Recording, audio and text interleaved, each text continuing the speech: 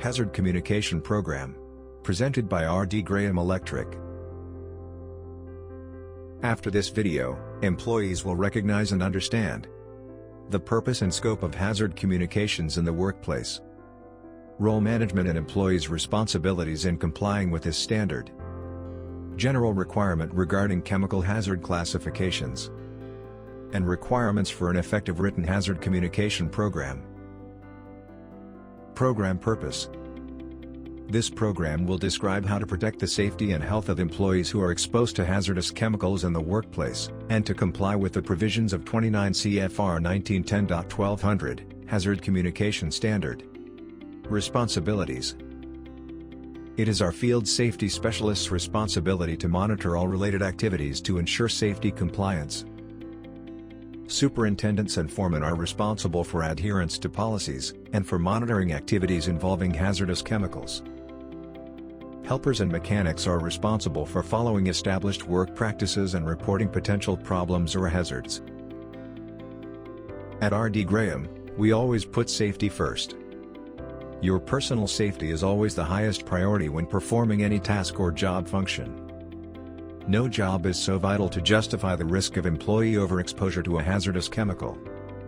Every employee has the authority and responsibility to stop any unsafe act, and is encouraged to ask when in doubt.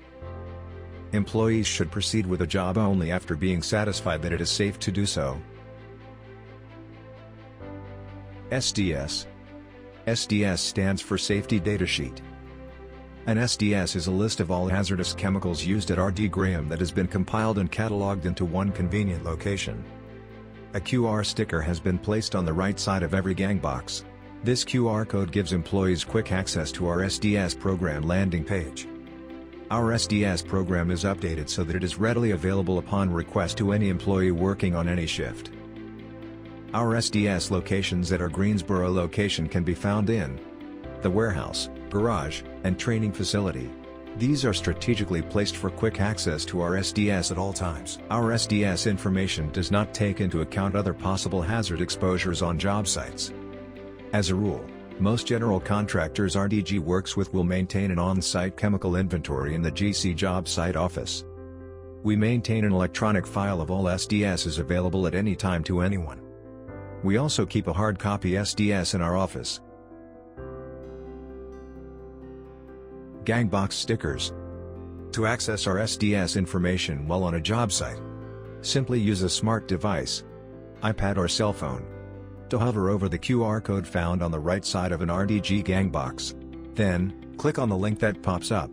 This will automatically take you to the SDS landing page. Landing page. This is what our RDGE SDS landing page looks like.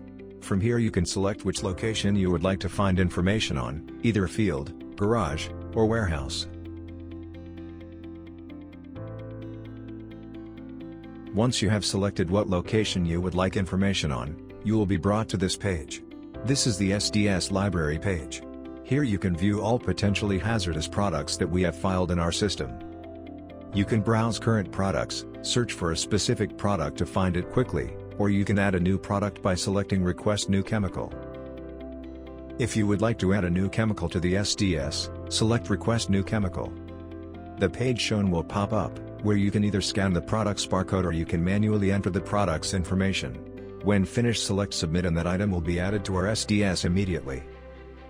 GHS. GHS stands for Globally Harmonized System of Classification and Labeling of Chemicals. GHS was adopted by the United Nations in 2003. The GHS includes criteria for the classification of health, physical and environmental hazards, as well as specifying what information should be included on labels of hazardous chemicals as well as safety data sheets. Labeling. A label is an appropriate group of written, printed, or graphic informational elements concerning a hazardous chemical that is affixed to, printed on, or attached to the immediate container of a hazardous chemical, or to the outside packaging. The label must be in English and must prominently display the product identifier, signal word, hazard statements, pictograms, precautionary statements, and the name, address, and phone number of the manufacturer, importer, or responsible party. Signal word. A signal word indicates relative level of hazard. Danger is used for most severe instance, while warning is less severe. Hazard statement. A hazard statement is a phrase that describes the nature of hazardous products and oftentimes the degree of hazard. Precautionary statement. A precautionary statement is a phrase associated with each hazard statement that describe general preventative, response, storage or disposal precautions. Product identifier. The product identifier is the name or identifying method of the product. Pictograms. Pictograms are symbols that convey health, physical and environmental hazard information with prominent images. May use a combination of 1 to 5 symbols. Manufacturer information. This is the manufacturer's name, address, phone number and local emergency number. This is an example of proper labeling. Here you can see all 6 requirements are met. Here are some examples of pictograms and what hazards they represent.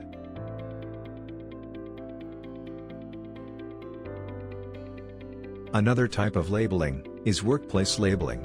An example of this is a bottle of cleaning spray or other potentially hazardous chemical-based solutions.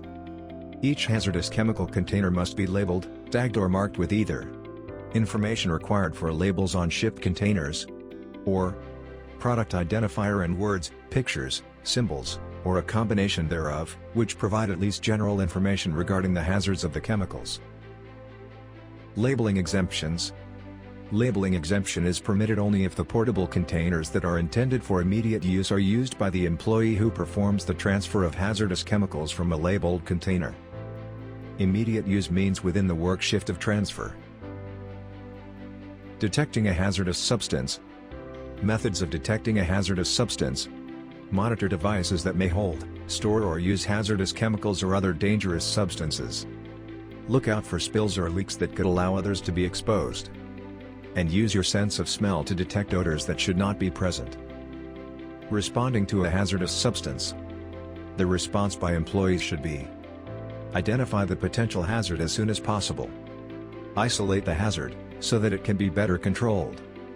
And evacuate yourself and others in the area who may be affected by the hazardous chemical. Questions and safety inquiries. If you have any questions or concerns about our SDS program or any safety-related issues, feel free to contact our Field Safety Specialist Corey Gammons at any time. His information is provided below. Always remember, safety is everyone's responsibility. Take it seriously. Let's test your knowledge. Scan this QR code to be taken to our Hazard Communications Program exam.